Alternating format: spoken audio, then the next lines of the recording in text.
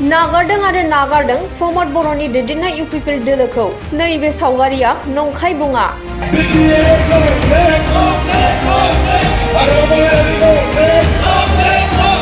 जेसेनो बिटिसि बिसायख'थिया सफैदों एसेनो प्रमद बर'नि दोलोखौ नागारना बिपिएफ दोलोआव हाबफैनायनि दोहौआ बारानिफ्राय बारा जानायखौ नुनो मोन्दों।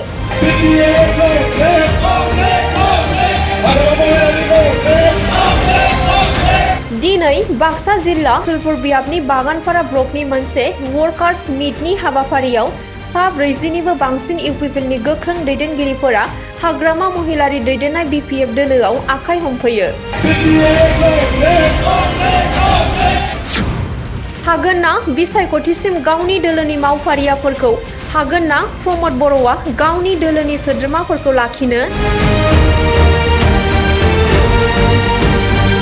सरकार थानानैबो सरकारखौ नागारना सरकार गैयै दोलो बिपिएफ हान्जायाव हाबफैनाया रायजोनि गोसोआव सानखांनाय लाबोदों। नैबेनो फोरमाना।